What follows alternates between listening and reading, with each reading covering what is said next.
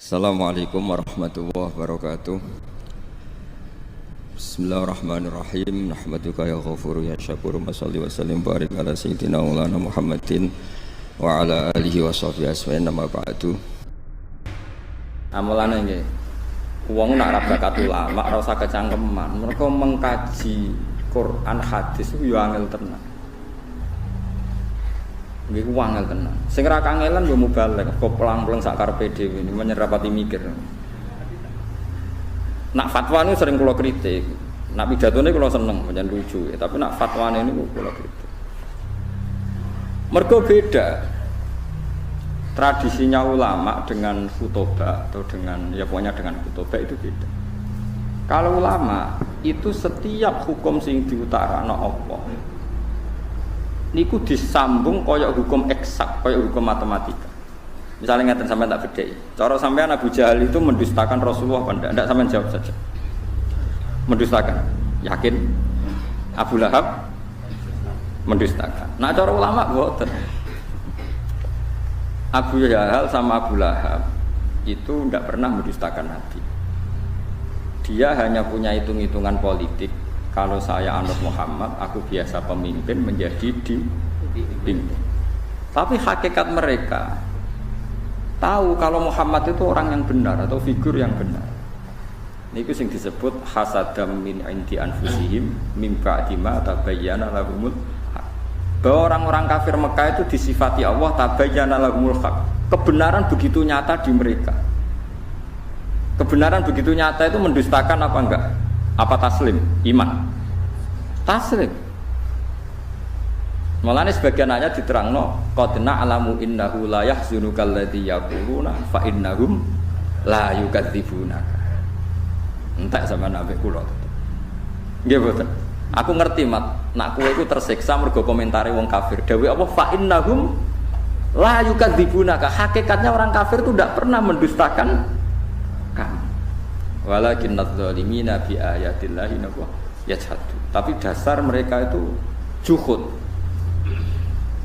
Sampeyan saiki logika wae, bagaimana mungkin orang punya akal waras kemudian mengatakan berhala yang dari batu itu Tuhan. Kemudian menantang Tuhan yang menciptakan langit bumi, ketemu akal ta ora? Enggak ketemu, wong paling gendeng lah. Iku tetep ra ngarah darani waktu niku pangeran. Dengan kekuasaan kaya pangeran sing gawe langit. Malane dawuh Allah fa innahum la yukadzibunaka. Bagaimana konsep Muhammad Tuhan satu yang menciptakan langit bumi diperbandingkan hanya dengan teori bahwa batu itu Tuhan. Enggak mungkin. Kan enggak levelnya. Yang satu jelas benarnya, yang satu jelas salah. Terus kemudian kita berpikir ulang, bagaimana mungkin yang mengajak menyembah batu punya pengaruh mengalahkan yang mengajak menyembah Allah? Gak ketemu meneh. Nah itu tradisinya ulama neliti sampai seperti itu. Makanya kesimpulannya adalah kebenaran absolut adalah kebenaran yang musuh kita pun mengakui. Jadi itu fa innahum la yukadzibunaka. Hakikat orang kafir itu tidak pernah mendustakan. Tapi pura-pura mendustakan karena kalau mengakui Muhammad benar, dia dari pemimpin menjadi pengikut, menjadi dipimpin. Itu yang mereka ada mau disebut hasadam min indi anfusihim min ba'di ma tabayyana lahum. Tapi di beberapa ayat orang kafir dia diceritakan Allah bahwa mereka mendustakan para rasul. Makanya tadi mereka tidak mendustakannya dalam konteks apa? Paham ya? Mereka mendustakan dalam konteks apa? Ya sama, Nabi misalnya ngendikan wong sing ning omahe ngrumat asu. Iku malaikat gak par-par. Lan ibadahe ditolak pangeran dihapuskan sekian hari. Mau ana cerita ngombeni asu di sepuro, saiki ana cerita ngrumat asu. Masalah, malaikat saja tidak mau dekat. Paham sing maksud ini? Ben sampean ngerti bahwa meneliti ulumil Quran itu rumit dan itu butuh ulama. Ulama saja jangan hanya baca tapi punya tradisi ahwal. Nak kowe maca tok iku gendeng. Kaya wong maca tafsir Sawi, bariku maca tafsir Jalalain terus diperbandingkan tafsir Ibnu Katsir. Kalau dia tidak punya akhwalil ulama, malah jadi setan. Keman ta'alama bila syai'in fa syai'uhu setan. Makanya ada cerita unik. Jadi ulama di sini yo rada unik, yo rada beling tapi belingnya ulama. Ana ulama jenenge Akmas, wis gak priyayi, senang masjid, labine dicoplok. Bareng labine dicoplok niku guntingi bulu ketek. Napa cara mriki kelek niku? Pokoke bulu ketek, ya diguntingi. Temenan ning jero masjid gak kelambenan. Sing pas iku ana mubalek pidato. Zaman itu Akmas itu terkenal lah populer. Terkenal. Oleh pidato ini haddatsana ngene-ngene termasuk haddatsana Akmas ngene-ngene terus cerita. Cerita fadilah salat, macam-macam. Terus jarene Akmas, kamu jangan mendengar mubalek itu, dia itu bohong.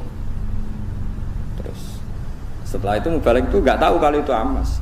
Ala tastahiyya syekh, kamu apakah enggak malu di depan orang banyak di masjid? Napa guntingi bulu ketek di depan umum? Mbok yo diisin barang. Lima ada. Kenapa saya harus malu? Ana fi sunnatin wa anta fi kisbin. Termasuk sunnah, termasuk fitrah adalah guntingi bulu ketek. Ana fi sunnatin. Kowe bodoni. Kok bisa saya ini mubalek, saya ini pidato. Anal Amas. Kowe muni haddatsan al Amas, anal Amas sing jenenge Amas yo aku iku. Kowe muni muridku aku ora kenal kowe.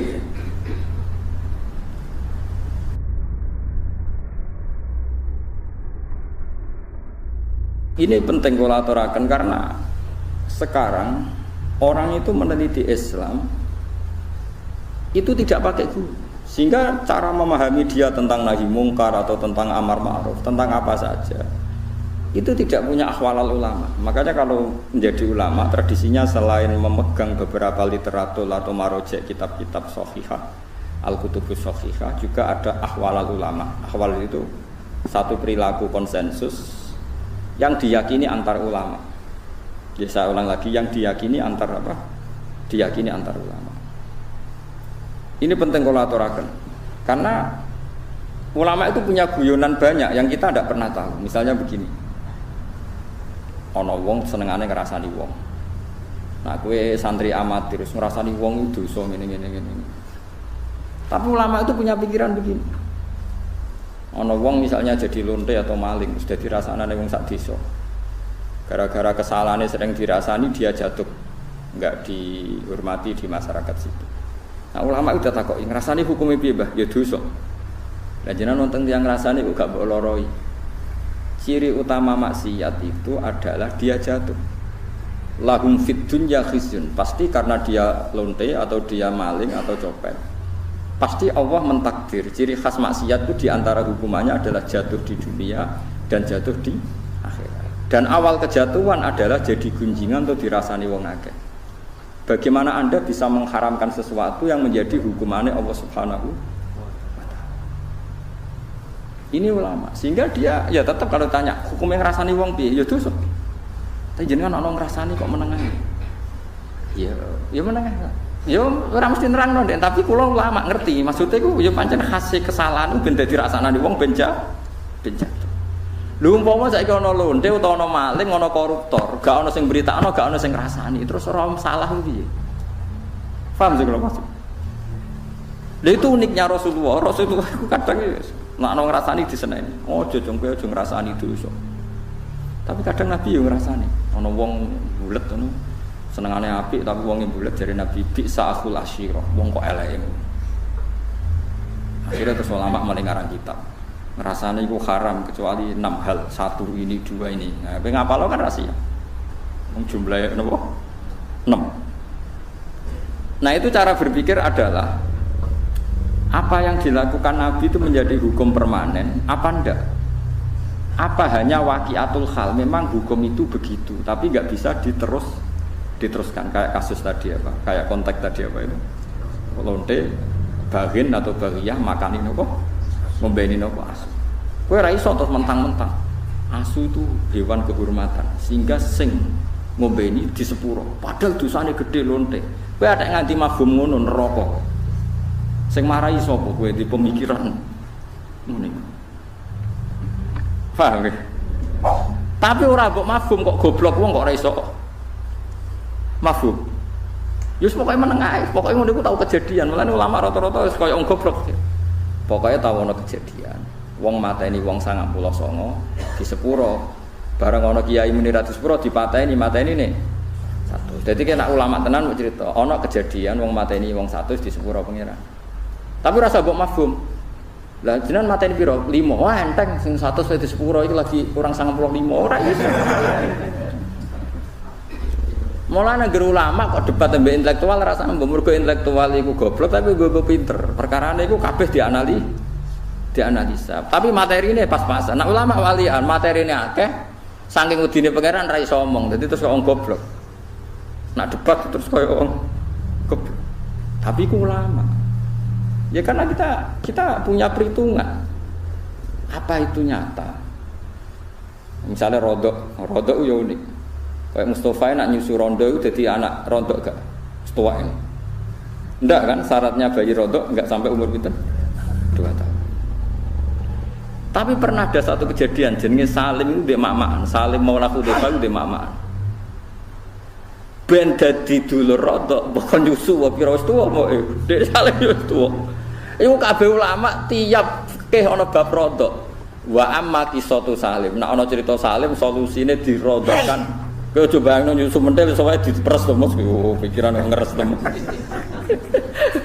Tadi nyusu aku tuh mentel soalnya diperes. Pikiran kok pornografi dia.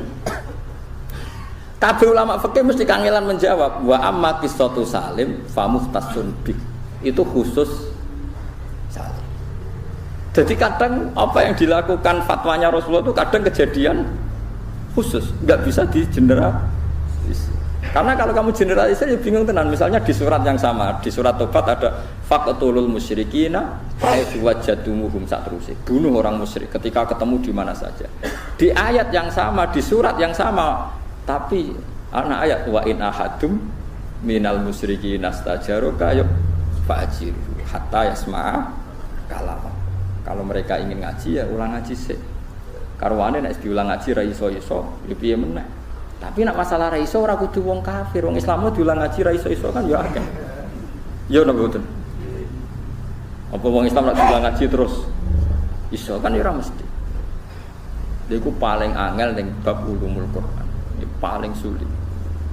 Karena ya memang sulit. Dan enggak perlu dipecahkan. Saya ulang lagi itu enggak perlu dipecahkan. Ya sudah, kita enggak tahu kita yaumil kiamah enggak apa-apa. Daripada kayak keputusan biru, satu orang sangke keputusan.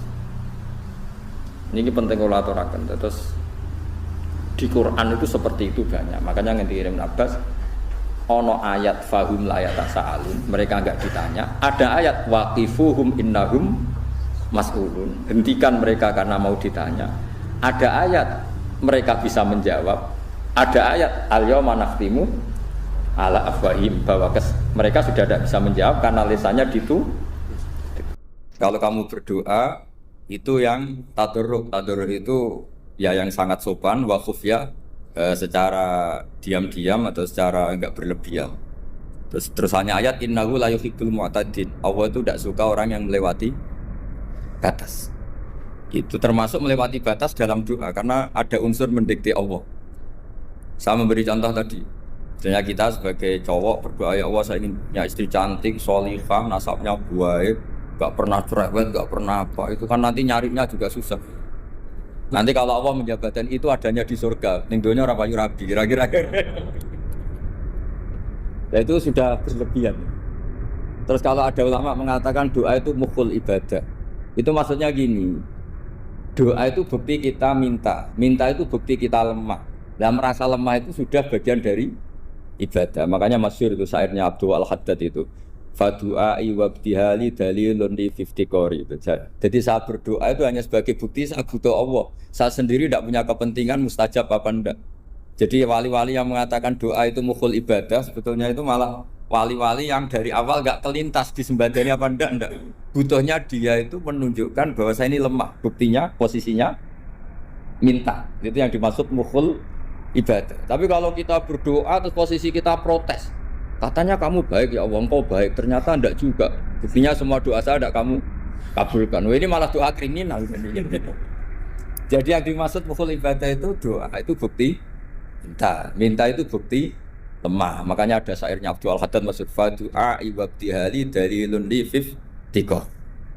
Jadi saya minta engkau ya Allah itu bukti saya butuh.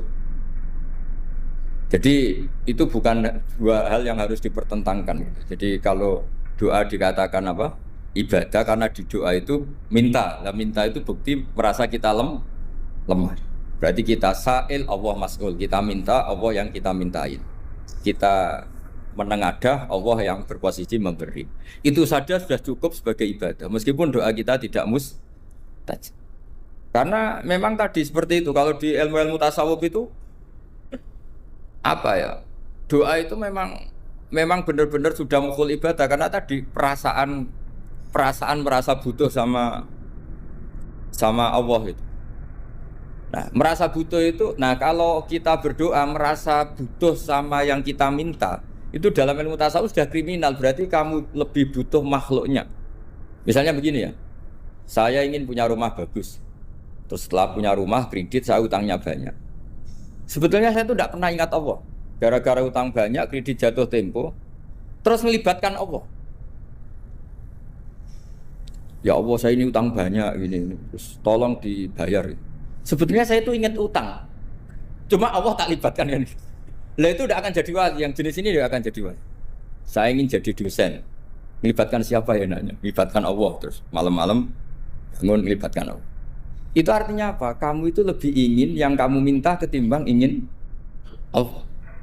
Kalau wali itu enggak gitu, kangen Allah, terus tahu Allah itu zat pemberi.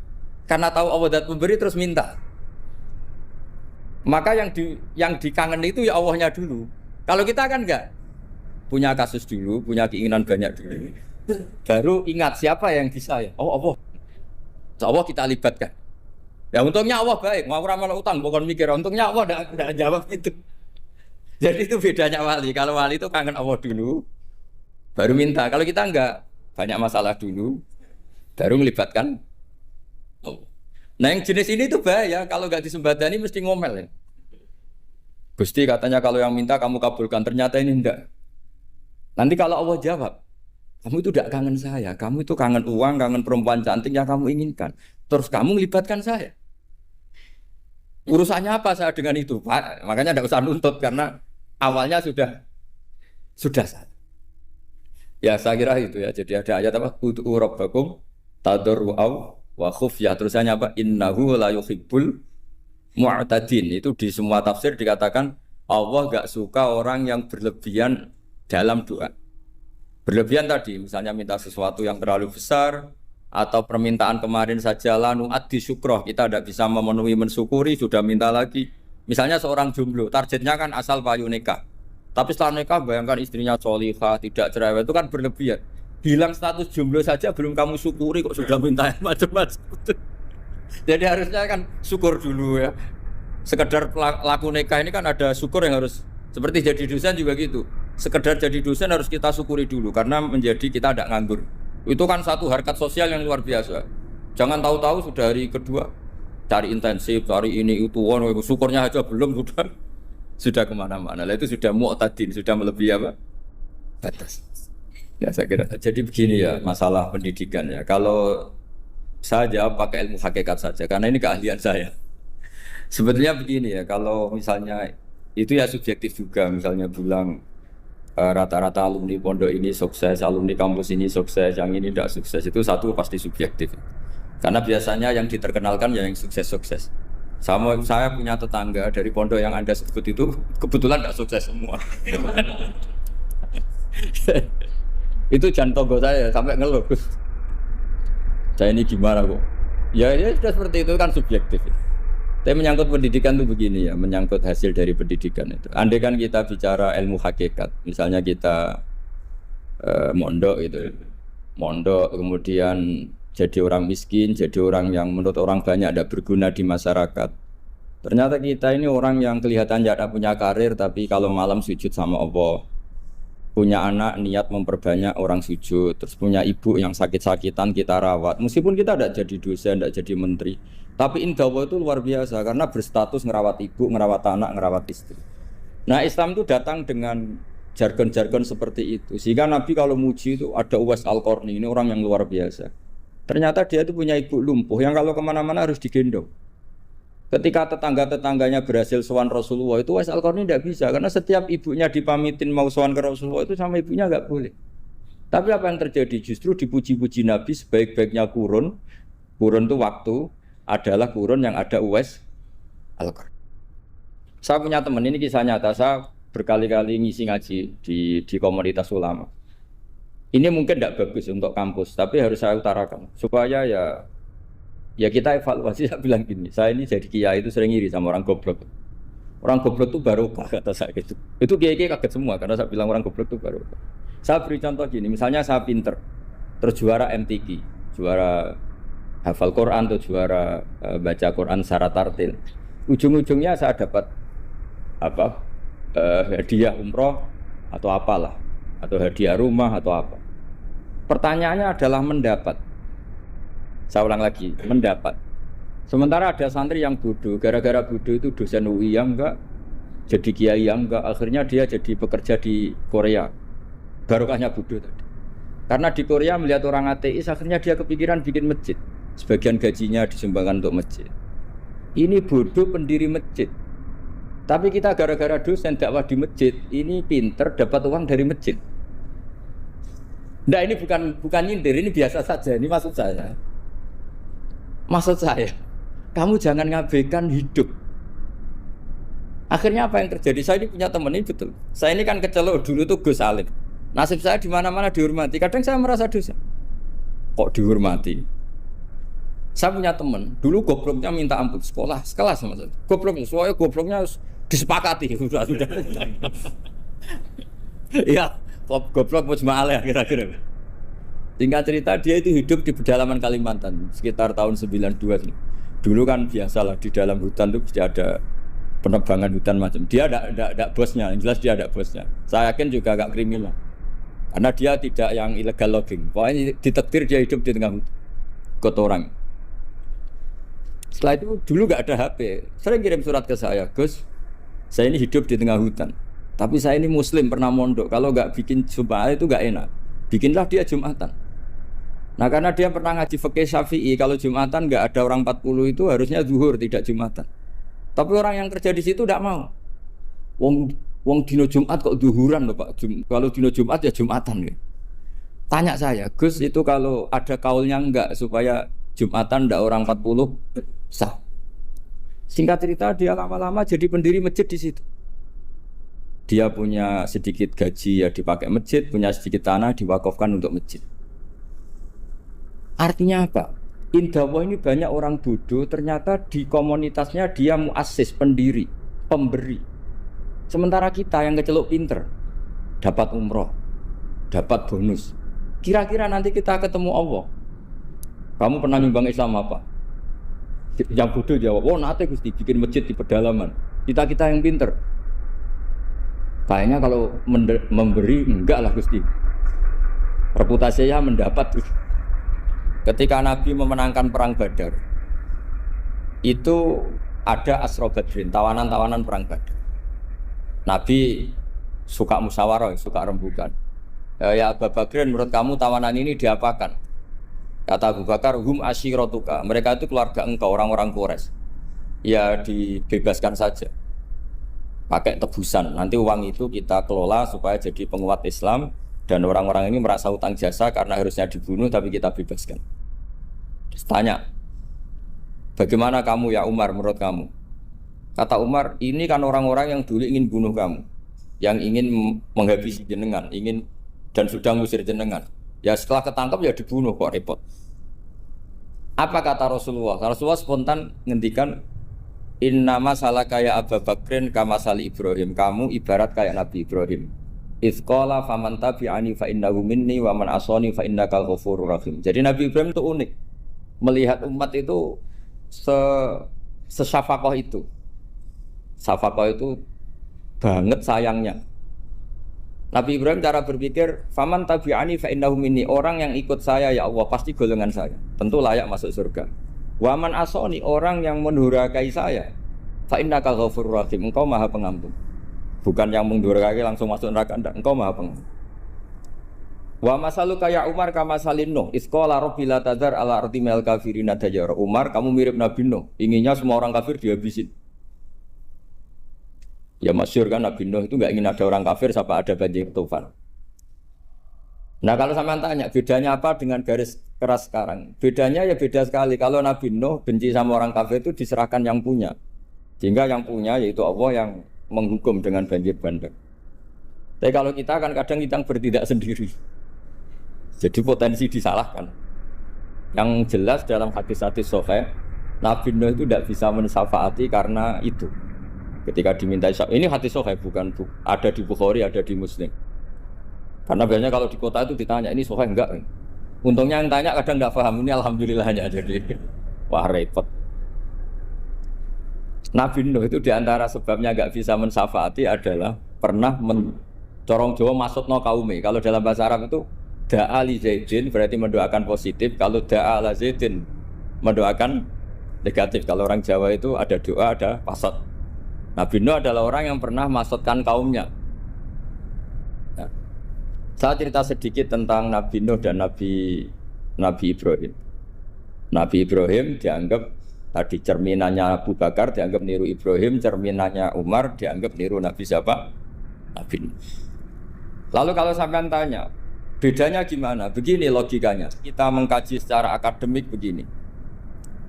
Ada ulama besar namanya Abdul Hasan Asyadzili, itu masyhur di Indonesia menjadi Thariqah Asyadziliyah. Terus ada seorang muridnya minta gini, ya Abdul Hasan Asyadzili, tolong saya dikasih ijazah supaya saya tidak pernah maksiat di bumi ini. Karena saya takut sama Allah, kalau saya maksiat itu merasa tidak nyaman dengan Allah. Abdul Hasan Asyadzili ini malah marah besar. Atuhibbu alla tadhharu maghfiratu. Kalau kamu tidak pernah maksiat, berarti kamu suka maghfirahnya Allah Ta'ala itu tidak kelihatan, karena tidak ada yang maksiat. Tapi bukan dukung kamu yang tidak. Ini cerita ilmiah. Tapi kalau Said Abdul Al-Haddad itu kebalikannya. Ada orang fasik gitu hidup berkeliaran, mengganggu masyarakat, ganggu ketertiban agama. Ada kiai atau siapa gitu mendoakan supaya tobat atau dikasih panjang umur supaya nanti bisa tobat. Itu beliau Said Abdul Al-Haddad marah besar. Man da'a li fasikin bil baqa faqad ahabba ayyusawahu fi ardi. Orang yang mendoakan orang fasik hidup berarti dia suka Allah dimaksiati di buminya. Jadi akhirnya jadi kutub besar, yang satu Sadziliyah, yang satu Haddadi.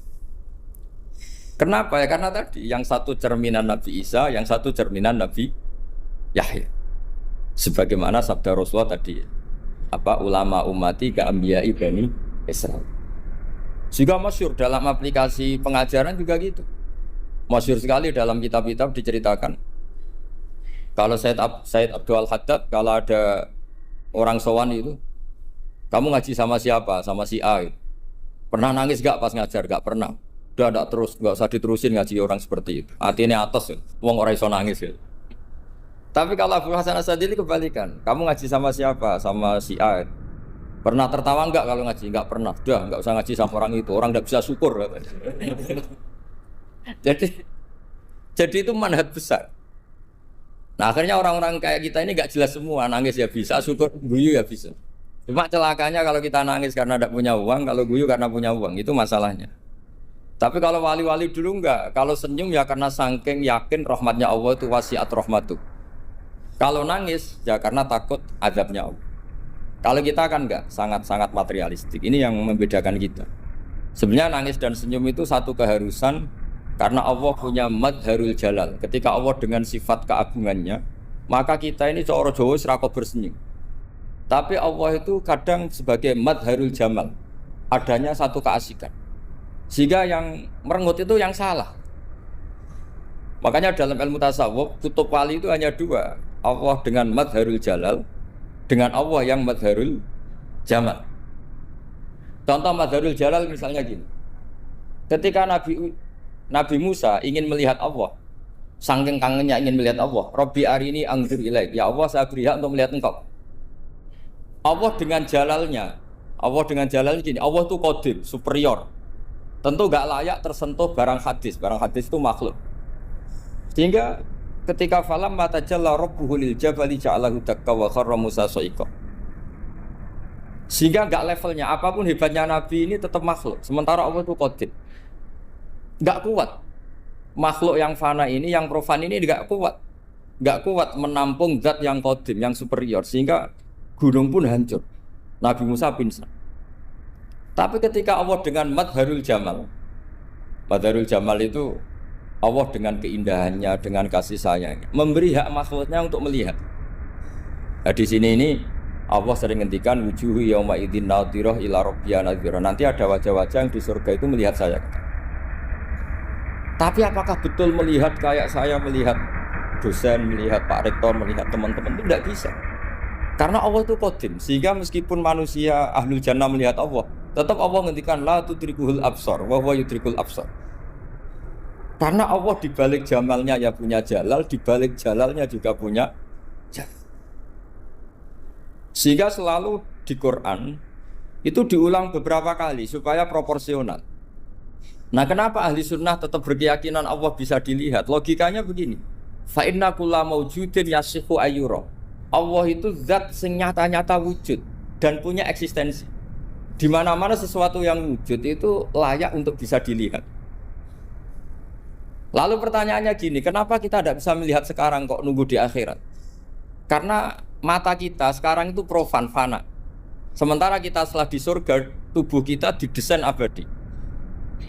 Ya saya ulang lagi ya, setelah kita di surga, semua fisik kita ini didesain abadi.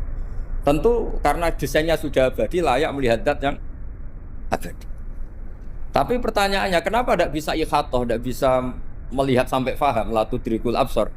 Karena abadi kita itu diabadikan. Sebagaimana surga abadinya diabadikan, neraka diabadikan. Sementara Allah abadi dengan dirinya sendiri, yaitu Al-Qayyum, atau dalam bahasa ngajinya Qiyamuhu binafsi. Nah lalu pertanyaan, makanya Mu'tazilah itu menentang betul kalau orang di surga bisa melihat Allah. Cara berpikir Mu'tazilah, melihat itu artinya yang dilihat ada arahnya, sementara Allah terbebas dari arah. Tapi kata ahli sunnah cara berpikir tidak seperti itu. Melihat itu pokoknya tahu. Nah, tahu karena mata itu karena kita ditakdir tahu itu karena mata. Sebetulnya yang menjadikan tahu itu tidak mata. Ya kalau tahu ya tahu saja, bukan harus pakai mata. Itu cara berpikir ahli sunnah wal jamaah.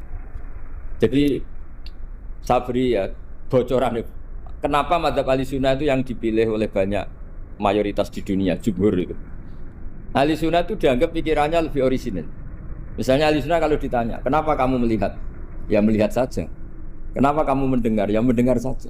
Kesannya itu tidak rasional, kayak orang yang nggak pinter itu. Tapi sebetulnya itu yang benar. Jadi cara berpikir ahli sunnah itu melihat itu menjadi tahu. Menjadi tahu itu bisa karena mendengar, bisa karena melihat, bisa karena dikasih tahu, bisa karena bersentuhan. Sebab itu di Quran itu ada ayat ala ya'lamu man khalaqa, bukankah zat yang menciptakan itu menjadi tahu. Sehingga kenapa Allah itu selalu tahu? Karena Allah yang menciptakan. Kalau kamu tahu karena mata, sekali itu jauh, maka kamu tidak melihat. Atau kamu sekarang buta, kamu tidak melihat. Atau tertutupi barang itu, maka kamu tidak melihat. Tapi kalau kamu tahu karena kamu menciptakan, maka akan melihat terus. Misalnya saya ini tukang batu. Saya ingat betul ketika saya bangun Monas, itu pulpen saya tak tanam di dalam Monas. Saya ingat betul kalau pulpen saya warnanya putih, tak tanam di Monas 2 meter dari pondasi. Setelah saya pulang ke Jogja ditanya, di dalam Monas ada apa? Ada pulpen. Posisinya 2 meter dari pondasi. Kenapa saya tahu? Karena saya yang menciptakan. Nah, karena menciptakan ini sehingga tahu saya akan terus menerus. Tapi kalau tahu karena mata, sekali barang itu tertutupi, nggak tahu. Misalnya saya tahu jenengan karena dekat sekali jenengan kemana-mana, saya sudah tidak tahu. Tapi kalau saya menaruh sesuatu di tubuh Anda, sehingga kamu kemana-mana tetap tahu bahwa barang itu ada di tubuh. Nanti kalau ada yang protes, tapi bisa saja Gus barang itu dicuri orang, kemudian Anda tidak tahu. Yang menjadi tidak tahu karena saya sudah tidak menciptakan suasana itu. Selagi saya yang menciptakan, maka akan tahu terus. Nah, tapi karena Allah ini menciptakan semua yang ada di bumi, maka Allah tahu terus. Jika Allah tahu cara bikin kuman, terus tahu bahwa manusia itu punya kuman, kumannya punya organ, organnya juga punya kuman. Terus nggak kebayang. Kamu bayangkan kayak makanya Allah itu kalau cerita sederhana, innallaha la yastahi ayyadriba mathalam ma ba'udatan fama fawqaha. Allah itu tidak malu bikin perumpamaan nyamuk karena nyamuk itu lebih dahsyat timbang gajah. Para pematung itu disuruh bikin gajah masih mampu. Bikinkan patung gajah, mungkin masih sanggup. Tapi kalau tak suruh bikin patung nyamuk, nggak usah bikin hidup, patungnya saja sekecil itu. Padahal nyamuk kecil itu punya organ tubuh. Lalu bikinnya organ tubuh nyamuk itu kayak apa?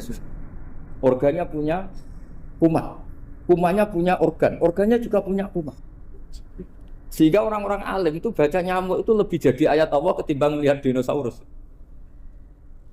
Tapi sekarang orang itu nggak tertarik ceritanya. Jadi beda perasaannya orang alim sama orang awam. Kalau orang awam tuh melihat mukjizat kan yang dasar-dasar kayak dinosaurus, gajah, wow. Gitu. Kalau orang alim nggak, malah melihat nyamuk. Kealiman seperti itu terjaga di umatnya Muhammad, di umatnya Rasulullah Muhammad SAW. Karena ketika umat ini nggak ditunggui para nabi, itu Allah menjamin Muhammad, ulama umatmu nanti punya kemampuan seperti nabi. Tentu tidak dalam keutamaan ya, keutamaan tentu nggak sekelas sama nabi. Kenapa itu terjadi? Karena tadi para nabi ini mewakili sekian. Kalau kita sangat mencintai Indonesia, maka kita akan tegas siapapun yang ingin menghancurkan Indonesia. Itu kira-kira cerminan Nabi Nuh. Kalau kita sangat mencintai Allah, maka kita akan benci sebenci-bencinya sama orang yang mendurhakai Allah. Tapi masalahnya, Allah yang kita cintai itu memaklumatkan diri kalau bersifat ghafur, pengampun. Sehingga kalau kita terlalu kasar, ini kan yang kita cintai bersifat ghafur kok kita kasar. Di sini Nabi Ibrahim, beliau sangat mantel sekali sama yang durhaka sama Allah. Tapi mau mantel gimana? Zat yang mengajarkan itu bersifat ghafur. Maka kita mau tidak mau, makanya ada riwayat mengatakan takhallaku bi akhlaqillah, kamu bertata krama kayak akhlaknya Allah. Akhirnya ya sudah, kita mau apa coba? Kira-kira kalau kamu mencintai seseorang, itu potensinya akan dua, protektif. Ada telepon, itu dari siapa? Cewek atau cowok? Protektif. Itu bukti cinta apa bukti suudon? Kan tidak tahu. Tapi misalnya kamu cinta perempuan terus WA-an sama lelaki gak apa-apa, jalan sama lelaki gak apa-apa, sama masa lalunya pacarnya juga gak apa-apa. Itu cinta apa pembiaran? Kan sama-sama gak jelas.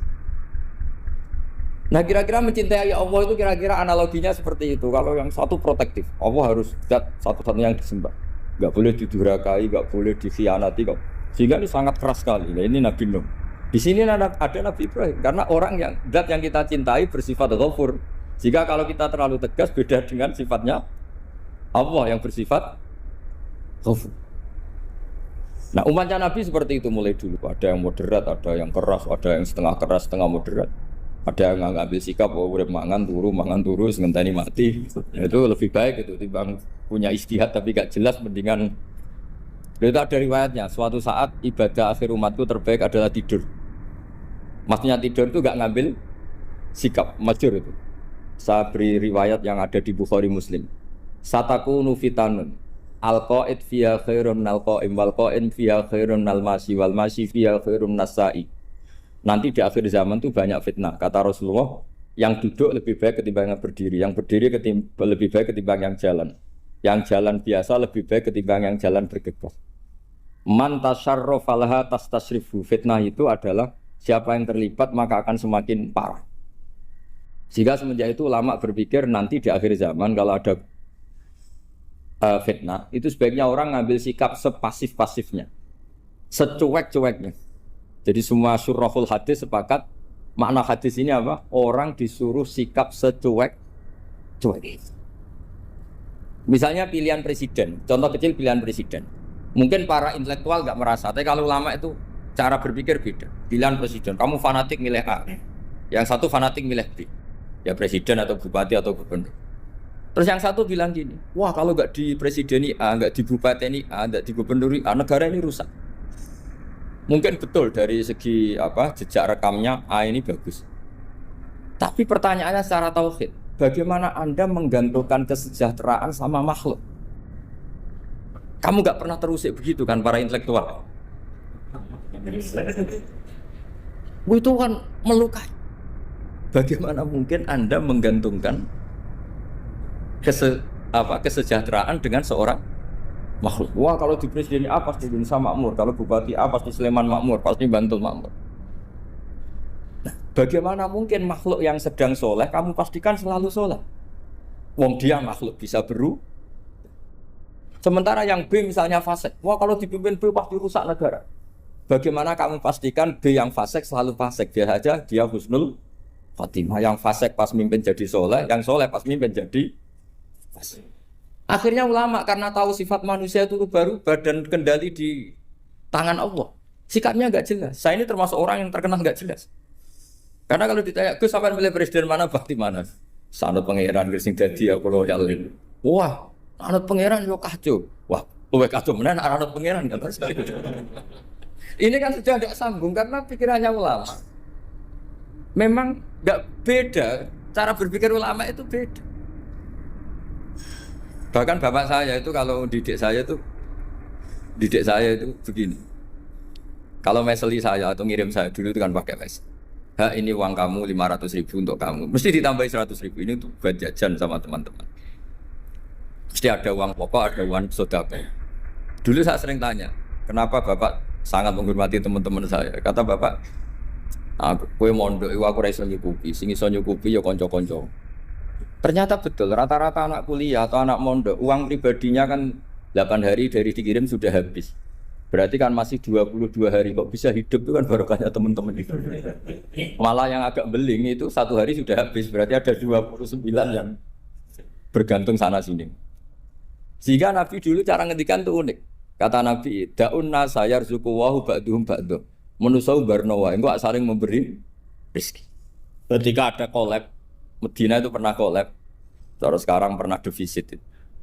Beberapa pakar ekonomi datang ke Rasulullah, ya Rasulullah, sa'ir, tolong dikasih harga standar. Tapi apa jawabannya Nabi?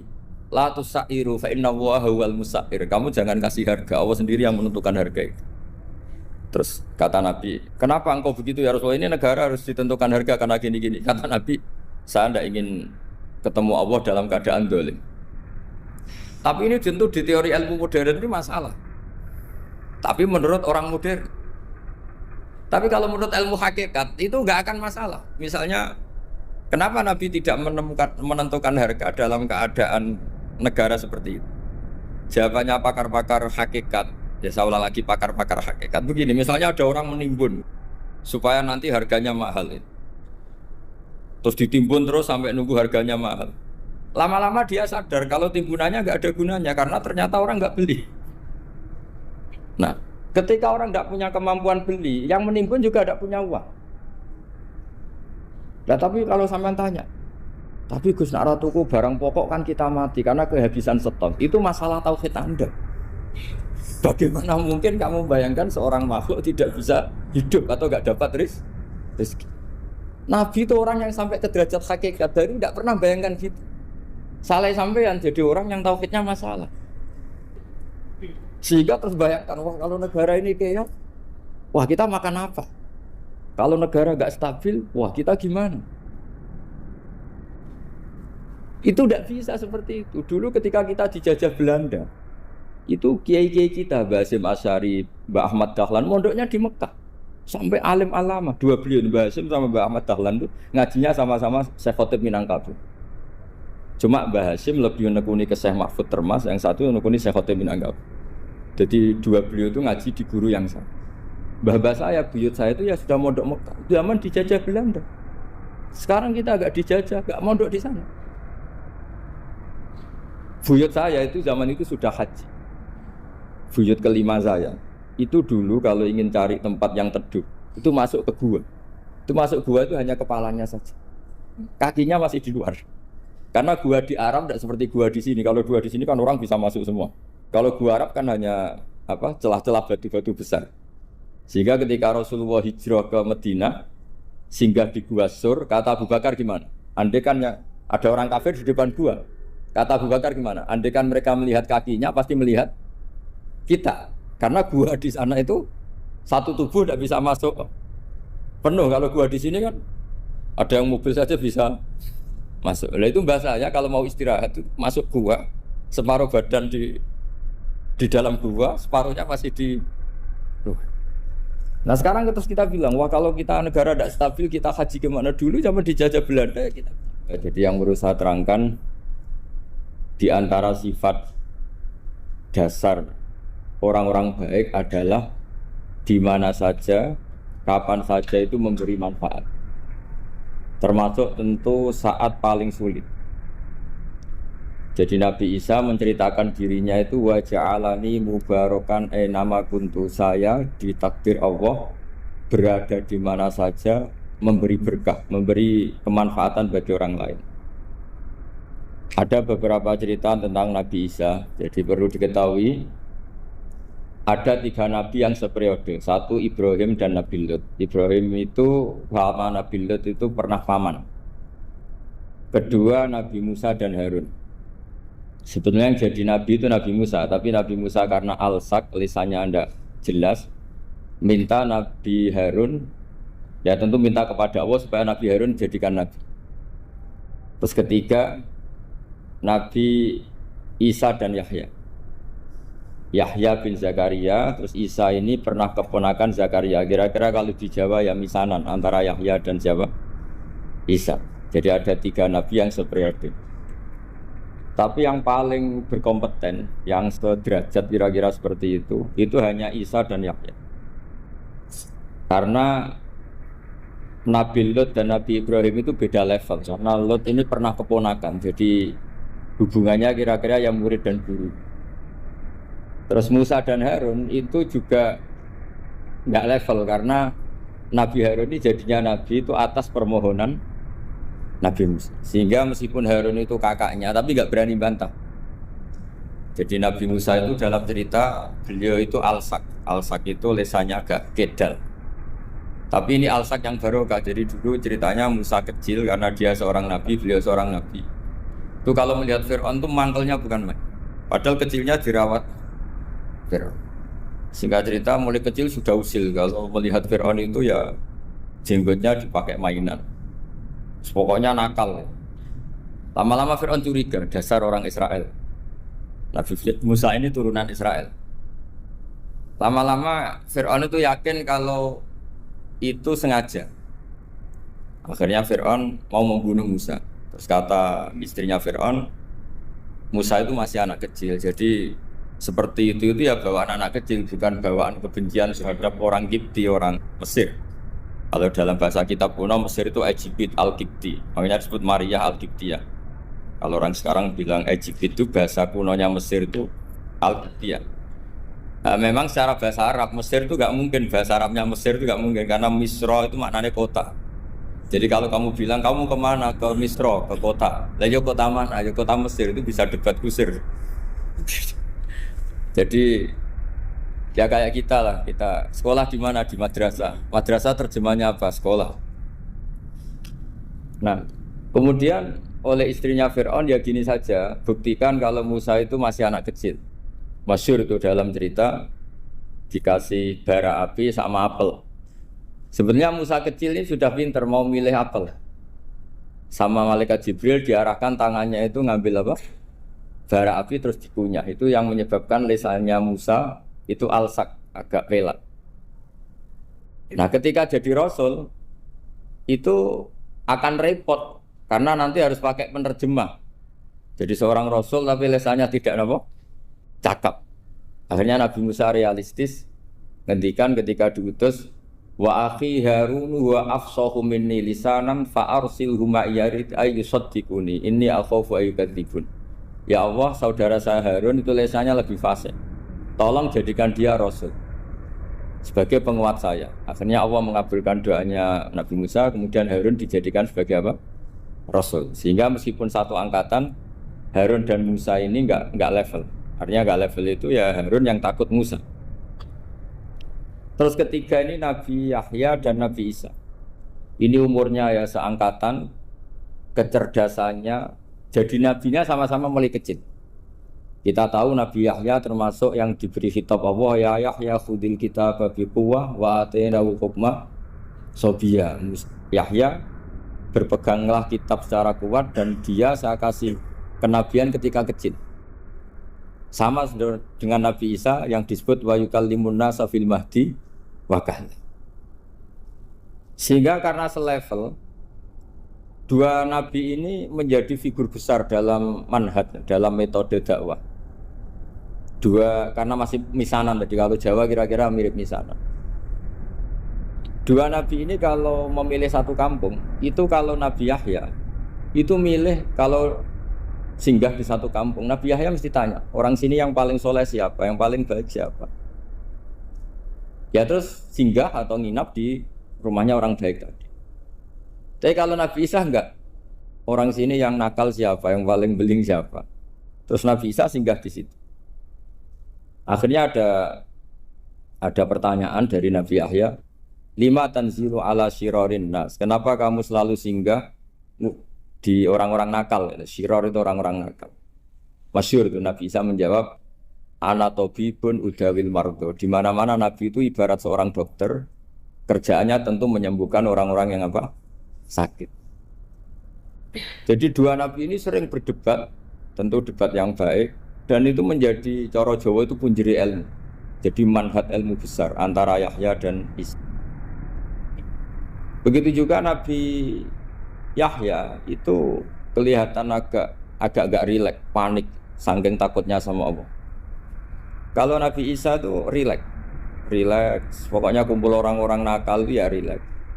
Akhirnya ada dua pertanyaan sekaligus nanti jadi dua manhaj. Kenapa kamu sering masam, sering kalau bahasa Arab itu abasa ya. Terus yang Nabi Yahya balik bertanya, kenapa kamu sering senyum, sering tertawa? Kenapa memangnya? Terus ka'annaka ta'manu min makrillah, kamu sering senyum kayak kami sudah terbebas dari azab Allah, dari ditegur Allah, seakan-akan kamu orang paling benar yang enggak akan salah. Nabi Isa balik tanya, sama kamu sering masam, sering meru, ka'annaka taqnatu min rahmatillah, seakan-akan kamu putus asa dari rahmatnya Allah. Sehingga kemudian itu jadi manhaj besar. Kalau terlalu senyum, ya dianggap orang yang kayak nggak punya perasaan dosa. Tapi kalau terlalu masam, terlalu merenggut, seakan-akan rahmat Allah itu terbatas. Sehingga seakan-akan Allah itu rahmatnya nggak cukup lah untuk mengelola manusia ini. Sehingga itu jadi metode besar yang masyhur itu dalam sebuah hadis Nabi ngendikan, ulama ummati ka anbiya Bani Israil. Ulama umatku itu kapasitasnya atau fungsinya atau manfaatnya setingkat nabi-nabi Bani Israil. Karena ketika umat ini enggak ditunggui para nabi setelah Rasulullah SAW, itu yang nunggui hanya ulama. Tapi ulama ini sudah cukup mewakili para nabi Bani Israil. Dan banyak syurahul hadis, para menyarah hadis mensarahkan, Nabi tidak ngendikan ulama ummati kamisli seperti saya, tapi ka'ambiya Bani Israil, bagaimana nabi-nabi Bani Israil. Nabi Bani Israil itu macam-macam, termasuk ada yang tidak nikah, yaitu yang bernama Yahya dan Isa. Delala umatnya Nabi itu ada orang alim alamah yang ilmunya melegenda, yaitu namanya Imam Nawawi. Itu tidak nikah sampai kabudut. Meskipun dalam ajaran syariatnya Nabi an-nikah sunnati, tapi selalu ada orang yang ditakdir tidak nikah karena masyhul, karena sibuk ngurus ilmu. Bukan karena tidak laku, yang jelas itu bukan karena tidak laku. Imam Nawawi itu ganteng, orangnya ya normal, tapi karena sibuk nulis, beliau sampai kabudut itu tidak nikah. Imam Sibawayh itu suka sekali sama ilmu, menjadi istri utamanya ya ilmu. Dia ganteng, Sibawayh itu maknanya tuh apel, dia ganteng sekali, sampai banyak cewek yang senang. Akhirnya dia nikah, tapi nggak pernah dikumpulin. Dia belajar terus.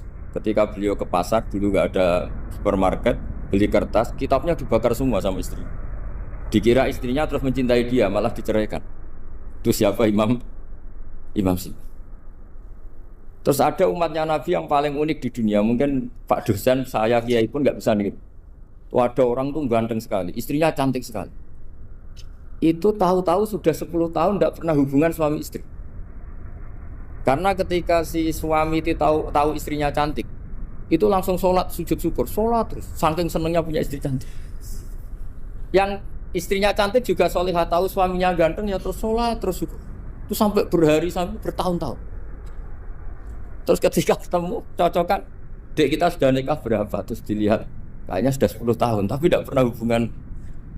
Oh itu nggak kebayang itu. Ganteng sama cantik. Kalau jelek sama jelek itu mungkin. Yang satu bilang naudzubillah, satu itu kan nunggu rafa saja. Ini enggak ganteng sama cantik. Nah, kenapa kualitas ulamanya Rasulullah itu bisa seperti Nabi Bani Israel? Karena agama ini, umat ini sudah ada ditunggui para nabi. Jika mau tidak mau kualitas ulama, alhamdulillah barokahnya Nabi itu berkualitas kayak nabinya Bani Israel. Soal kebahagiaan, nenek moyang pulau jenengan tuh anaknya banyak. Dijajah Belanda, jajah Jepang, ya nyatanya anaknya banyak-banyak. Itu kira-kira bahagia apa enggak? Nah, artinya gini, ya tentu kita tidak ingin dijajah itu tentu ya. Tapi kita ini selalu latah. Wah, kalau ekonomi jatuh kita makan apa? Kalau kita dijajah kita tidak perlu seperti itu. Rahmatnya Allah Ta'ala itu akan adrokatna. Rahmatnya Allah Ta'ala akan menemukan kita. Apapun kondisi kita, apapun keadaan kita. Ini cara berpikir tauhid. Sehingga Nabi itu tidak pernah bayangkan umatku narata tunggoni piye, ditunggoni Allah. Sehingga masyhur dalam hadis-hadis sahih, la tazalu ta'ifatun min ummati dzahirina 'alal haq la yadurruhum man khadalahum wala man khalafahum wala man nawa'ahum. Selalu di umatku ada kelompok-kelompok yang selalu membela kebenaran dan tidak akan terkalahkan oleh kesesatan di akhir zaman. Kenapa? Cara berpikir orang tauhid itu sederhana begini. Allah menamakan dirinya Al-Hadi, penunjuk jalan. Dan sifat Allah pasti nafidah karena Allah tidak terkalahkan. Sama seperti Allah menyifati dirinya Ar-Razzaq, Ar-Razik yang memberi rezeki. Maka orang segoblok apapun, selumpuh apapun, selemah apapun tetap dapat rezeki. Sama, Allah mensifati dirinya Al-Hadi, memberi petunjuk. Maka zaman serusak apapun orang tetap dapat petunjuk. Sehingga kita tidak perlu khawatir, wah nanti zaman kalau sudah rusak nasib Islam gimana? Ya coba sekarang nasib Islam gimana? Ya baik-baik saja. Dulu ditunggoni wali songo ya banyak orang Islam. Sekarang nggak usah wali songo, ditunggui dosen-dosen yang ngajar aja tunggu digaji. Kiai pidato ya ada yang beri salam tempel. Itu kalau nuruti definisi ikhlas itu tidak ada yang masuk. Tapi meskipun demikian agama juga jalan. Kenapa agama ini jalan? Karena Allah Al-Hadi, penunjuk jalan. Ketika Allah mensifati dirinya penunjuk jalan dan sifatnya Allah pasti nafidah, pasti terjadi. Karena Allah tidak pernah gagal. Sehingga agama ini akan ada terus sampai akhir zaman. Coba Amerika kayak apa, Islamfobia. Di Amerika tambah lama tambah banyak Islam, Eropa juga gitu, Australia juga gitu. Andai kan nuruti teori sosial, sudah dunia sudah materialistik kayak gini, orang dohirnya itu akan meninggalkan agama. Nyatanya tidak juga. Saya pernah di Korea seminggu, itu di negara ateis. Itu TKI ke sana tuh nyari uang. Ternyata ya kepikiran bikin masjid, bikin komunitas Islam. Coba siapa yang menggerakkan hati itu? Hanya Allah Subhanahu wa Ta'ala. Jadi cara berpikir tauhid saya ulang lagi, saya mohon sekali di pengajian ini saya cerita wajah alani mubarakan aina ma kuntu. Jadi cara berpikir sekian nabi, terus kita punya karakter tertentu, kita milih nabi ini itu sah. Karena ulama ummati ka ambiyai Bani Israel. Ulama umatku itu ibarat kayak nabi Bani Israel. Jadi ada yang milih tadi seperti Nabi Isa fokusnya ngurusi orang-orang nakal. Itu juga bagus karena di mana-mana nabi itu seperti dokter. Tapi Nabi Yahya hanya berkawan sama orang-orang soleh. Kita tahu berkawan orang fasik itu resiko ketularan. Iman pas-pasan wae kancane nang fasik kan taqabbalallahu minna minkum gitu. Wong kamu sendiri tidak sehat-sehat amat berteman orang penyakitan kan bahaya. Tapi kalau kamu sebagai dokter kok hanya berteman orang sehat, lalu kamu apa? Penelitiannya gimana? Masa saya dokter spesialis, pernah penelitian, semua orang sehat saya pernah saya teliti. Itu dokter aneh apa enggak? Saya dokter spesialis TBC, spesialis paru-paru. Yang kamu teliti siapa? Semua orang sehat. Pernah meneliti yang sakit? Tidak pernah. Kan ya jadi dokter aneh. Tapi misalnya terus kamu sendiri terus berteman orang penyakitan terus, kan ya rawan tertular. Nah, ini ada dua figur yaitu Nabi Yahya dan Nabi siapa? Ya saya kira demikian. Kalau terangno generasi Nabi nggih kersane gampang. Nggih Nabi pertama Rasul niku Nuh. Nak mbok hitung nggih Adam. Nggih nak mbok hitung kabeh napa Adam. Tapi sing masyhur kalau terangno urut nggih kersane nak manani Quran gampang hum Adamun terus Idrisu Nuhun Huduma Soleh wa Ibrahimu kullu mutabak. Ibrahim nomor 7. Berarti Adam hum Adam Idris, Nuh, Hud, Saleh. Sinten? Adam Saleh. Hum Adamun Idris, Nuh, Saleh wa Ibrahimu. Lot nggih. Lot wa Ibrahim bareng. Dhisik pundi? Pokoke bareng. Nabi Lot niku nak ngundang Ibrahimu paman. Terus Ibnul Khol, napa wae paman keng ibuke Nabi Ibrahim. Pernah ponaan. Khol itu ponaan saking sinten? Ibu. Berarti Ibrahim nomor 6 nggih, utawi Lot nomor pinten? 6. Hum Adamun Idrisu Nuhun Uduma Saleh wa Ibrahimu kullum muttaba Lutun wa Ismailu. Ishaqu kada Yaqubu Yusufu.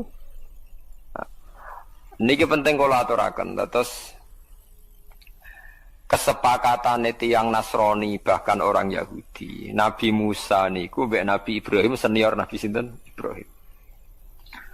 Tapi wong utek wis kadung kualik, kadung keliru. Wong Yahudi nak nganggep Nabi Musa iku segala-galane, nabi sentral, nabi induk. Mulane wong Yahudi niku uripe teng Madinah riyen. Teng pundi? Madinah. Eleng-eleng. Tangganan mbek tiang-tiang Ansor. Iku wong Yahudi nak sumpah walladzi ikhtara Musa alal bariyah. Demi zat sing milih Musa ngalahno wong saalam dunya. Wong Islam ora trimo. Walladzi ikhtara Muhammadan alal bariyah. Demi zat sing milih Muhammad ngalahno wong sak dunya. Akhire jotosan. Mulane ki aja gedeng wong Yahudi nemen-nemen. Kok awal ana jotosan perkara nabi ni wong Islam mbek wong napa Yahudi. Barang jotos-jotosan niku hikmahnya gede ini. Dia niku terus wong Kanjeng Nabi dawuhe ngeten. Nabi ku yo piye wong nabi ora kena diwarai supaya nabi. Nabi malah ngandani sahabat Ansor ngeten, la tufaddiluni ala Musa. Kowe aja geman mulya-mulya anakku nganti ngalahno sinten Musa. Musa iku sampe nak kiamat. Bar gempa bumi besar iku Musa iku tak delok iku wis cekelan tiang aras. Dekne mbek gedak-gedak nyerbeti lemah sangka rambuté. Dadi Nabi Musa iku ngetan-ngetan mbuaki lemah saking rambuté, wong tangi turu saking kubur. Terus dawuhe Nabi, aku iku ora roh. Dekne lagi tangi, apa dhisik aku? Pokoke ketemu wis ngene iku. Lucu ta Nabi. Nabi ku nak wong Yahudi ku yo piye, yo mangkel, yo seneng, yo campur-campur. Akhirnya ana perdebatan. Perdebatan itu syaratnya jari Nabi itu engkau nak debat sing ilmiah jari Kanjeng Nabi. Iya jari wong Yahudi. Kanjeng Nabi terus gawe cerita mulai ana alamilati Ibrahim. Kowe aja geman nyalano aku iku alamilati Ibrahim. Hampir semua ulama niku sepakat satu-satunya nazoman sing Nabi urut sesuai periodene namung teng Aqidatul Awam sing dikarang Sayyid Marzuki. Mulane dadi kitab legenda teng Indonesia. Mergi urutan Nabi sing urut niku namung teng kitab napa? Aqidatul Awam. Termasuk dhisik Lot, Ibrahim, Ismail Guri. Mergo Ismail iku anake Ibrahim. Sementara Lot itu semi kanca, napa? Kanca mbek anak dhisik kanca. Mergo kadang kanca kawin wis nekani anak mrongono. Lah Nabi Lot mbek Ibrahim semi napa? Kanca. Mulane fa'amana lahu Lot wa qala inni muhajirun ila rabbi. Dadi Lot itu semi kanca be Nabi Ibrahim. Nabi Ibrahim nabi pinter. Senengane nglawan malaikat Jibril. Dadi mulai dhisik nabi ku mbek Jibril bantah-bantah. Saya mursyid itu wong bantah ora oleh. Riyen biasa bantah-bantah. Mpun nggih kula terangno ya. Terus tiang Yahudi niku mbek Nabi Muhammad ora oleh dinyek. Akhire wong Yahudi ku keterucut keliru. Musa saking hebate, Ibrahim pengikut Musa. Lah iku ketok gobloke. Mulane dinyek Quran ya ahlal kitab. Lima tuhajuna fi Ibrahim. Tahwama unsilatit Taurat wal Injilu illa min ba'di. Mulane ha antum haula'i hajastum fi ma lakum bihi ilmun. Falima tuhajuna fi ma laysa lakum bihi ilm. Hei wong Yahudi, mau kan etika perdebatan kita, jare Nabi kudu ilmiah. Iki debatan wis gak ilmiah. Ibrahim mbek Musa dhisik ndi? Wong Yahudi mene dhisik Ibrahim. Lah iya wong dhisik kok pengikut ngeri. Dadi padha karo Mbah Hasyim Asy'ari ku anut ruhin nak yo aneh. Wong Mbah Hasyim luwih dhisik Mbah Hasyim Asy'ari ku pengikute Hasyim Muzadi. Lah edan to. Mereka sange senenge Mbah Hasyim. Lha riyen Mbah Mun nate ngeneng santri niku ngantos ken metu. Gara-gara niku Mbah Mun tanglet. NU mbek Imam Syafi'i apik dijare apik NU. Mergo takoki wong Madura. Dadi NU ora agama to Madura. Islam mbek NU jek mulya napa? NU. Wong lawan Islam dibar tapi nek nglawan NU. Paham. Ora fanatik wong Madura mbek Islam tapi fanatik. NU nganti takoki Mbah Mun NU mbek Imam Syafi'i apik dijawab apik NU. Padahal NU pendirine Mbah Hasyim anut Imam Syafi'i. Lah meneh wong alim-alim sing mutung mbek NU langsung nyekeli madzhab Imam Syafi'i. Perkara NU jug diorganisasi NU fatwane ra macam-macam. Ana wong alim terus mencolot langsung anut Imam Syafi'i mergo anut organisasine kadang kecewa paham nggih. Wong dukung-mendukung paham nggih dadi. Iku Quran. Dadi mulane nak ngaji Quran nak sing saged nggih diangen-angen. Nek mboten saged nggih anut sing angen-angen. Dadi ya ahlul kitab.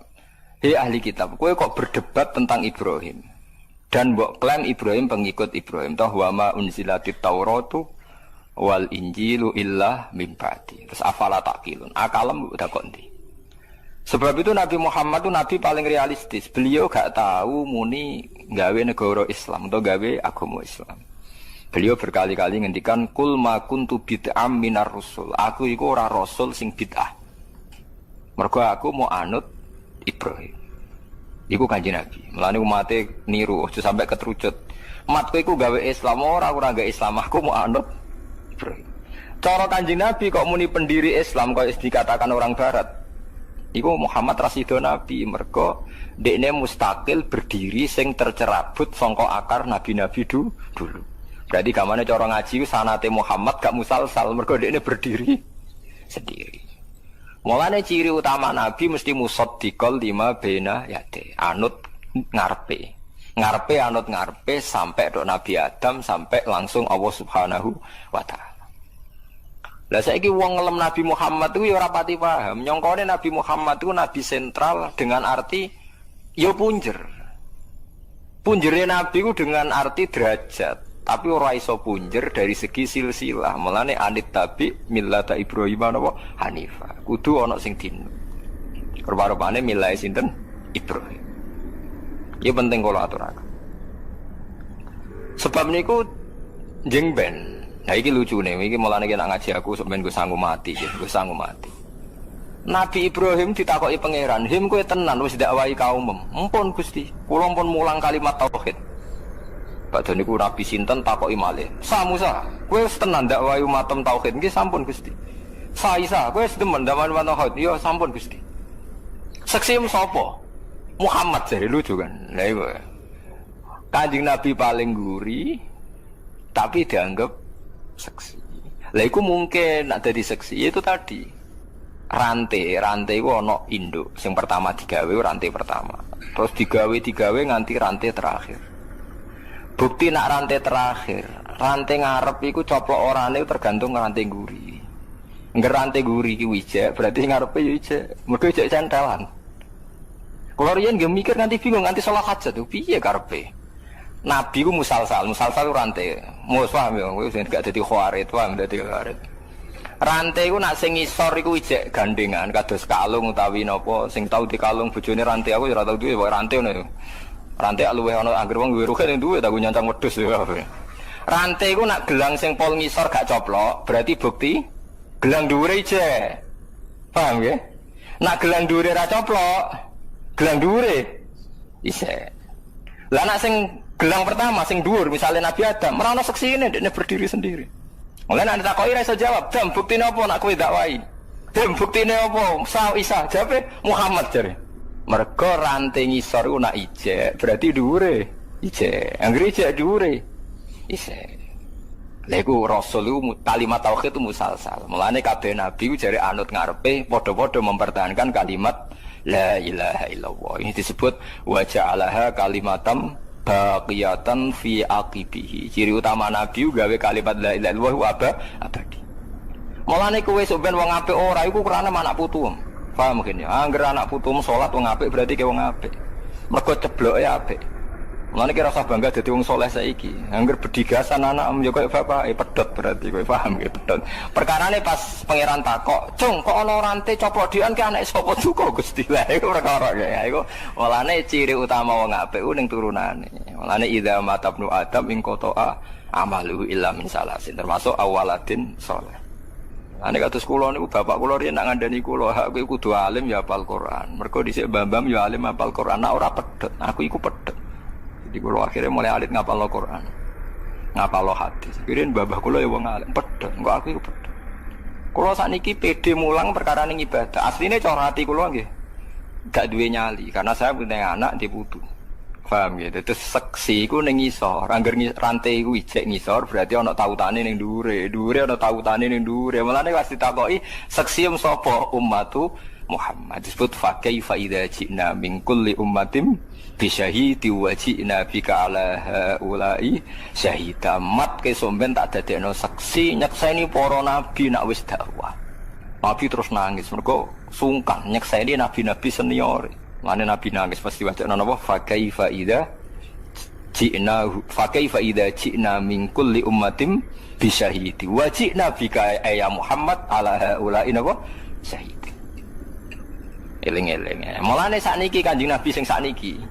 Nggih Kanjeng Nabi tenan sing sakniki. Niku tesih sugeng. Paling sering didongakno nggih kula jenengan sedanten. Kok ketok ajarane Nabi ku bener nek ana sing terusno saiki. Sekali iki terputus genti Ahmadiyah ya wis nabine loro. Paham ya? Paham ya? Sekali kowe ra turunan Ahmadiyah wayo anake papat kowe sitok ya mayoritas Ahmadiyah. Wah, itu terus butuh strategi. Iku eling-eling ya. Mulane agama iku dikawal ku loro. Siji ku ambek hujah, ambek logika. Loro iku ambek anak turun. Apa artine logika nak kalah mayoritas? Kula baleni malih. Apa artine logika nak kalah napa mayoritas? Misale wong Indonesia iku 2000. Sing Ahmadiyah iku 19000. Gak usah hujah-hujahan tapi mayoritas. Nabi kok sitok. Nabi ku loro, jadi mitraan. Muni ngono kabeh. Sing 1000, nak yakin Nabi Muhammad Nabi akhir zaman, minoritas. Suwe-suwe wong kan terpancing. Masuk akal loro cah mitraan cah mosok. Sing ngomong mayoritas. Nah, mulane mayoritas harus dipertahankan. Mulane kowe aja gedeng wong wayo, mergo kowe nyepetno napa mayoritas. Soal kono de masalah ben diurusi dhewe, tapi kira usah gedeng. Wong kono masalahe dhewe kok. Paham ya? Niku penting mayoritas. Mulane iku sirine dawuh Nabi tanakahu tanasalu fa inni mubahin bikumul umam. Aku iku bangga nek umatku akeh. Mergo kadang masalah ora iso dihujahno. Mau anut mayoritas. Saiki sampean tak bedheki. Dalil ahli sunnah iku yakin ta gak? Kowe yakin gak bener ahli sunnah? Yakin kan? Karena Anda di Indonesia, NU Muhammadiyah kategorinya masih ahli sunnah. Apa dalil ini mempan ketika Anda baca di Iran? Wong Iran PDW nak maca alaikum bil jamaah wa man sadda finnar. Kamu harus ikut mayoritas, kalau sendirian neraka kan. Mayoritas wong Iran apa? Syiah. Berarti sing nerecel, sing sad. Jadi andekan wong NU kok urip ning kene pundi? Iran utawa Muhammadiyah. Ora duwe nyali den. Nggo Abu Bakar laknatullah alaih muni radhiyallahu anhu dhewean kowe. Lagi mulane pentingnya, jadi kadang wong pertarungan itu orang nganggo hujah tapi nganggo jumlah populasi, ya jumlah nopo populasi. Lagi sing ra diduweni wong soleh-soleh. Wong soleh itu paling goblok orang duwe perhitungan. Sing diperhitungan wong alim. Wong alim mesti ana faseke sithik-sithik. Perkarane kakean perhitungan, tapi iki sing dadi cagake bumi. Mane wong nak ngenyek wong alim iku kena racune wong alim. Ke wong alim sing paling roh perhitungan sesuai sunahe pangeran. Senajan to kadang rontok fasik. Lah wong soleh mau klunak-kluno nek ora roh perhitungan, ngerti-ngerti mati, ditahlili wis mati, wis ngono tok. Lane wong soleh wani wong alim kuwala. Eling-eling. Mergo niku wau. Kula nate maca fatwa Imam Nawawi niku nganti beliau ku nangis. Umpama wong sak donya ku Islam kabeh fasik kabeh iku wajib untuk saham. Piye wae ndekne memberi kontribusi Islam tuh enggak barang asing. Saya saiki jajal misalnya mayoritas ning donya ku kafir, ana Islam soleh kualitas A tapi mau sithik. Islam jadi barang nopo asing.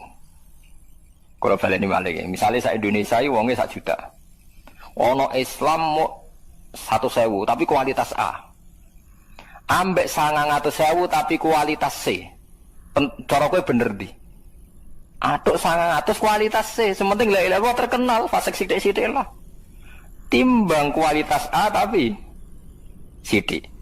Mergo nak sithik ora iso izzatil Islam wal muslim.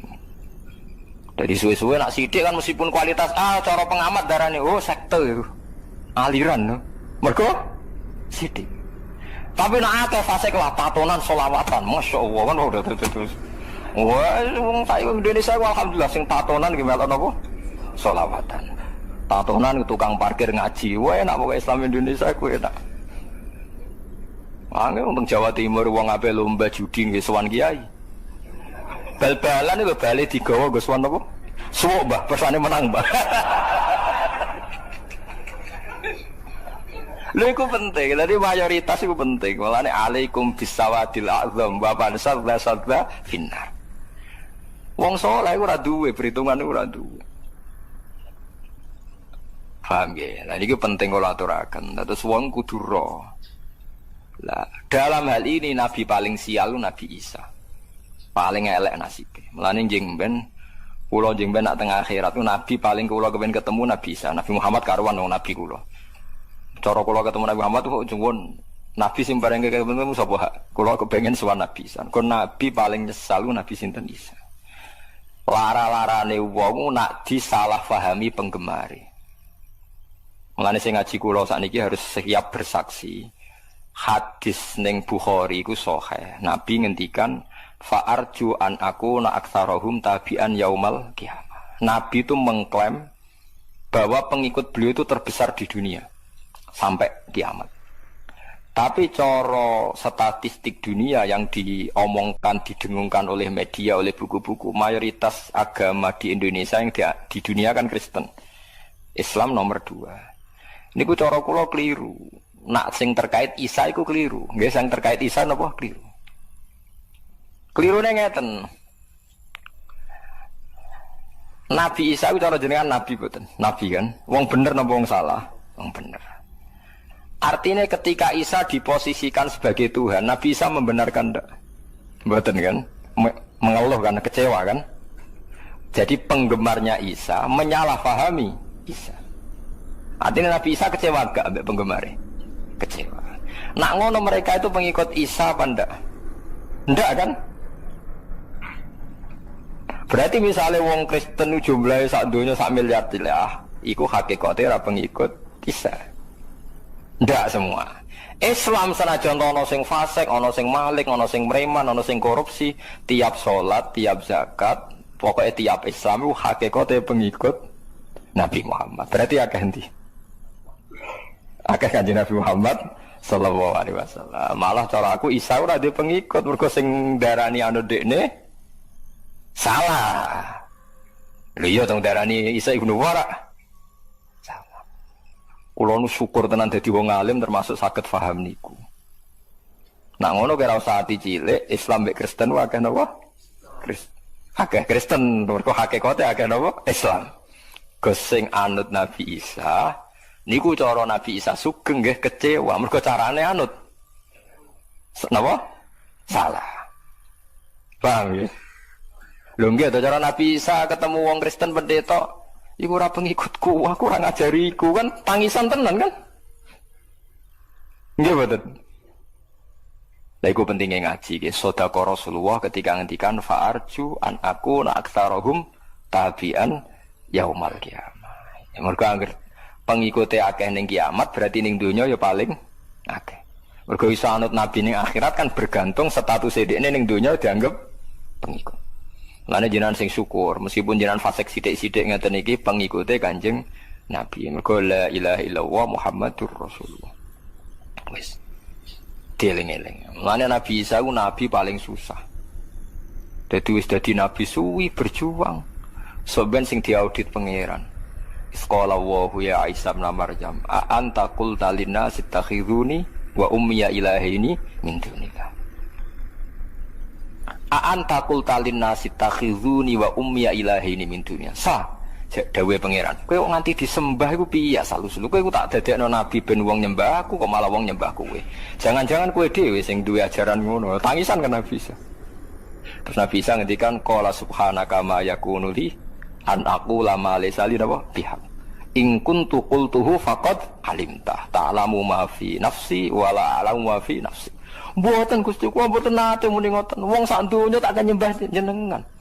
Ma qultu lahum ila ma amartani bi ani butuh wa rabbi warba. Mumpun kok tak akan nyembah jenengan duka kok malah nyembah kula.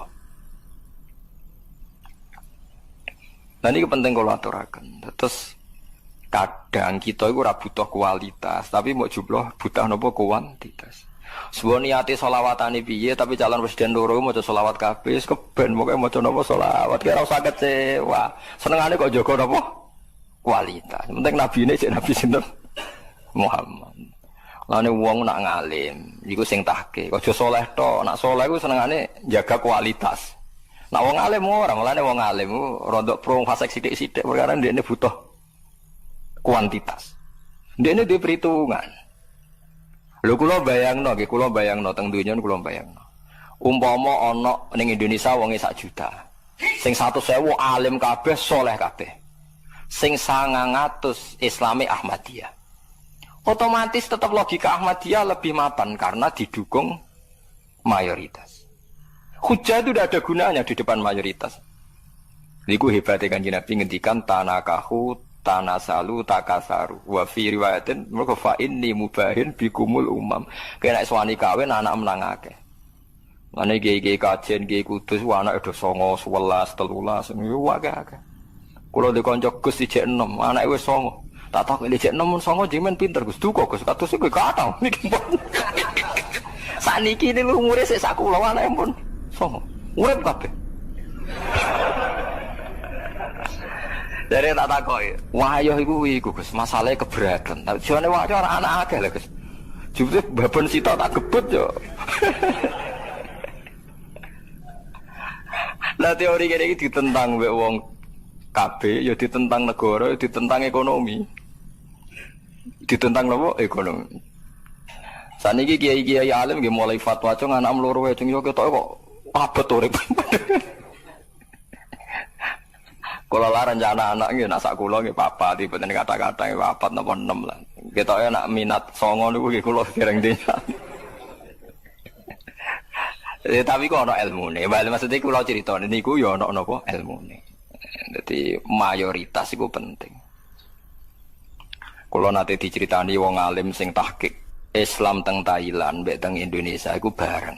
Karena semua Selat Malaka niku Islame bareng. Ya ana Thailand, ana Indonesia bareng-bareng. Tapi Islam Indonesia itu diistihati ulama, sehingga ketika era Wali Songo anyaran duwe pengaruh, iku Wali Songo wis istihad gawe Demak Bintoro dadi kerajaan napa Islam. Sehingga kuat. Mergo di tradisi gawe negara. Meskipun ana konflik internal era Putu. Era putus Pangeran Trenggono tukaran macam-macam terus Arya Penangsang Sutawijaya mbok tukarane padha Islame padha rajane tetep apik. Ku angger minggat nggih kerajaan ning Yogya, minggat meneh ning Jipang Panolan, kok minggat meneh minggat dadi raja, tengok-tengok dadi napa raja. Tapi nek wong zuhud ora, ning dinti kok klunak-klunuk ngenteni mati, klunak-klunuk ngenteni mati. Ngerti-ngerti ya wis bar wong liya sing duwe negara. Ngerti-ngerti negara wae wong liya. Lah saiki Islam teng Thailand niku mulai belajar kalian Indonesia. Karena Indonesia cepet, mergo ulama-ulama duwe istihad nang cepet mayoritas, nang cepet nguasai negara. Ngene iki aja kaget kena apa kiai alim Indonesia kok politik kabeh. Mbah Hasyim dia anak Gus Wahid Menteri Agama, dia anak Gus Dur wis napa presiden. Saniki ora ana wakil bupati gubernur ora Gus. Riyen wakil bupati Tuban kakak Rembang kakak kula. Wah iki Gus-gus sing njabat teng Jakarta niku keluargane Syekh Isa Al-Fadani golongane Bustanul Arifin. Syekh Isa Al-Fadani sing ngalim teng Mekah. Niku ponak-ponakane dadi menteri teng Jakarta. Perkarane ngoten niku ngejar mayoritas, cek mayoritas jumlahe, cek polemike, cek opinine iku kudu Islam syiar. Liuzirahu 'ala dini kulli. Haru maknane ketok. Saya sampean saiki tak tasrifno dzahara yadharu zuhuran maknane napa? Ketok. Nak dianut wazan afala adharo yudhiru. Ketok itu mayoritas atau minoritas? Mayoritas. Mana Mustafa sering tak amuk perkara. Kowe ora alim aku. Kowe salehmu dadi khawarit nemu terus-terus. Nang tak latih aja jemen dadi saleh napa khawarit. Kena saleh khawarit pokoknya sithik lah nak napa kualitas. Yo paham iki penting kula atur. Nah sebab iku nabi ku ngoten niku. Nabi ku kudu dikampanyakno nak sak grup. Makane Nabi Muhammad bolak-balik aku anut Ibrahim, aku anut Musa, anut Isa. Nak nganti nabi dianggap mandiri, kecelakaan. Perkara ini kecelakaannya terus mendingan Nabi cari wong Yahudi. Musa itu beda mbek Muhammad. Wong jare wong Nasrani, memang Isa itu beda dengan mergo ajarannya Nabi dipisah. Bisa lah, iku mulane dikon maca ning akhir surat Baqarah, ciri utama wong Islam sing bener apa la nufarriqu baina ahadim mir rusuli. Semua rasul itu sama, cara pandang sama, cara bertauhid sama. Lah saiki wong tahlilan wis ora jiwai iku. La nufarriqu baina ahadim mir rusuli qalu maksude piye ora roh. Wis pokoke buanter, bariku kiye entuk sangu mulai wis bar. Wis ngono. Titip bagi donga nggih. Tadi 10.000 wong sitok lho nggih. Waduh. Kena wae ruwatan pusing ngono. 10.000 wong sitok, nek titip donga wong telu, ya 30.000. Lha ngono 5.000 wong salba oleh, 5.000 separuh Fatihah lho. Suwe-suwe ra ono pos kilat. Oh, nak 100.000 cepet ya repot. Kiai sing tukang maca wonten niku anak buahku lho. Ini diumumno tenan. Kirim donga kalian tiang-tiang. Tak takoki. Lha kowe ora kesel. Pak ora disebut ngamuk. Mergo wis urun nyawa sitok niku. Wah nggih jan ora tak sebut. Nanti mriki disebut napa mboten? Mboten. Disebut. Aku lho niku ya nate kan mimpin wonten niku. Kan mimpin tak apa ngene niki nggih udah yakin sedanten Allah sing pirsa dadi nek diterangno malah tersinggung. Aku perkara mau nyebut catatan wae bareng dikana tolong lempir terus meriang aku waduh. Lah aku wong alim ora kurang akal nggih kedah yakin Allah ku pirsa. Nek diterangno teman-teman niku tersinggung malah mboten mandi. Ya Gus terus ra jenengan nyebut. Tak kali aku ora bento. Nah, aku sanake kiai putu kiai diakali wong-wong. Jadi tawarai ke untuk menundukkan. Wong iki jenengan kedah yakin Allah pun apa? Pirsa. Nek diterangno detail sawangane Allah kurang paham. Dadi niki malah menyinggung ngono terus. Mugi-mugi Fatihah jenengan dugi sasaran. Nggih pun mboten sajenan pikir Al-Fatihah bar pun. Dadi penting ya terus kalau suwon lewat ngaji niki mong Islam Indonesia wis ditakdir mayoritas. Mayoritas ini harus kita jaga. Ojo pepeh kuwi soleh terus wong sing anut sunah Rasul. Pulau Islam anut sunah Rasul. Pulau Islam wong fasik. Dalam hal tertentu kita butuh kuantitas. Lho soal kependadani dadani wae tapi ra usah keluarkan dari kalangan. Ra usah keluarkan dari nopo kalangan. Sekali Anda keluarkan dari kalangan, maka nanti jumlah kuantitas akan berkurang. Dan itu mengurangi idhar. Padahal di antara tujuan agama ini, liyudhirohu alat dini kulli. Idhar itu enggak harus menang, tapi lebih muncul. Lebih nampak, lebih mayoritas, lebih bisa membangun opini. Mana kalau senang mawon, nah ono solawatan rame nggih seneng mawon. Wong paham ta ora, pokoke solawatan rame seneng. Cuma yo butuh wong alim-alim sing iso menjaga penjelasan kualitas napa sholawat. Pun ya terus kula nerangno periode nabi ngoten niku ana Nabi Adam, Nabi Idris, Nabi Nuh macam-macam. Iku kita jaga mayoritas nak nabi iku saling musalsal mulai Nabi Adam sampai Nabi Muhammad atau diwalik Nabi Muhammad tumeka nambing Nabi Adam. Lah lucune sing dadi seksi nabi sing wis kliwat iku nabi sak niki. Nah, mulane kitab Bukhari niku pinter. Sing dadi saksi nak dawe nabi orisinil, malah sing nyekseni Imam Bukhari. Padahal Imam Bukhari itu 200 tahun setelah sinten Rasulullah. Saya Imam Bukhari sekapundhut kudu matur nuwun mbek kula sing nerangno sakniki kula. Mulane kula sering nak takoki tiyang, Gus sering mati wong mati gak? Aku sering difatihai sing sekapundhut. Lah aku sing kangelan nerangno kono sing swarga. Kados Imam Bukhari sakniki kan enak-enakan, sanggep ae teng swarga utawa rondok lah. Misale swarga rong buka nggih mun lho nggih to jarene kan swarga saiki rong buka wis raudhatun min riyadil Cina wis dianggap ning wis kono wis penak aja kene sing cek kangelan di umat nak khusyuk pintu Mau anggar sing sregep lomo ora pati rowan. Oh ora ono sing sempurna. Jare bapak nak didik kula, kowe nek ngiyai roh dhewe ha. Sing tukang iktikaf mesti sing ora pati urun masjid. Wis sing tukang urun mesti ora tau iktikaf. Lha urip wae. Niku nyata, artine gak ono sing ideal. Wong dalan-dalan kon urung masjid semeneng deh. Semeneng aja kon iktikaf. Sing semeneng iktikaf ning masjid, semeneng aja kon urun. Artinya dunia ora bakal ideal. Lha misale mbok turuti ya gelo. Mbok turuti ya gelo. Ya wis ra ideal lah lakoni wae pancen lakoni donya. Ngoten.